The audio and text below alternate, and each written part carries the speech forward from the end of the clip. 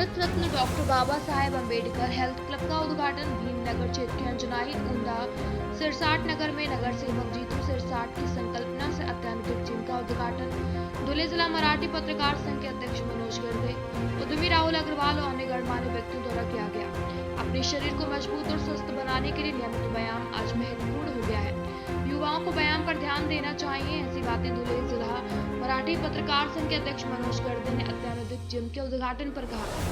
साथ ही भीमनगर के युवाओं को मजबूत और स्वस्थ रखने के लिए भीमनगर क्षेत्र के अंजनाई उंदा सिरसाट नगर में Bharat Ratna doctor Baba Saheb Ambedkar health club के नाम पर एक अत्याधुनिक जिम का उद्घाटन किया गया।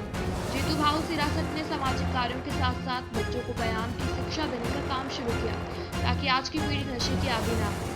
आज इस भव्य दिव्य जिम का उद्घाटन धुले जिला मराठी पत्रकार संघ के अध्यक्ष मनोज गर्दे सहित पूर्व अध्यक्ष चंद्रशेखर पाटिल, उद्यमी राहुल अग्रवाल, सामाजिक कार्यकर्ता अनिल पाटिल द्वारा किया गया।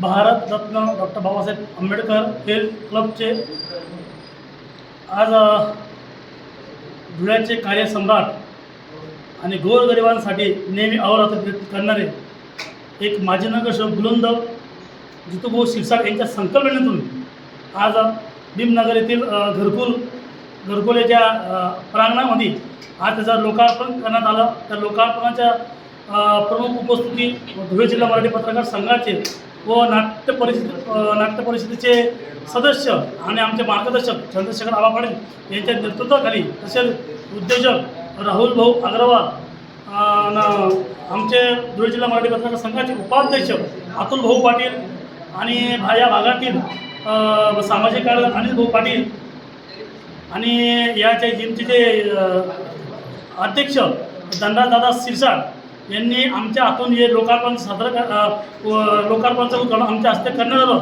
त्याबद्दल त्यांचा आम्ही आभार मानतो। पण जे गोरगरिबांसाठी जे काम करणारे नगरसेवक आहे, माजी नगरसेवक जितूभाऊ सिरसाट यांनी अत्यंत चांगल्या प्रकारे या भागात काम केलेलं आहे। या ठिकाणी घरकुलांचे काम असो या पुढं याच्या अनेक भागातले अनेक कामं त्यांनी आपल्या 30 वर्षाच्या कार्यकाळात त्यांनी लोकांचे कामं केलेले आहे। आम्हाला माहिती आहे एक प्रकारे सभागृहात एक बुलंद आवाज असणारे नगरसेवक म्हणून त्यांची या भागात ओळख आहे। गोरगरिबांसाठी नेहमी ते प्रयत्न करतात आणि त्यांच्या प्रयत्नातून अनेक विकास कामे या भागात झालेले आहे। तसेच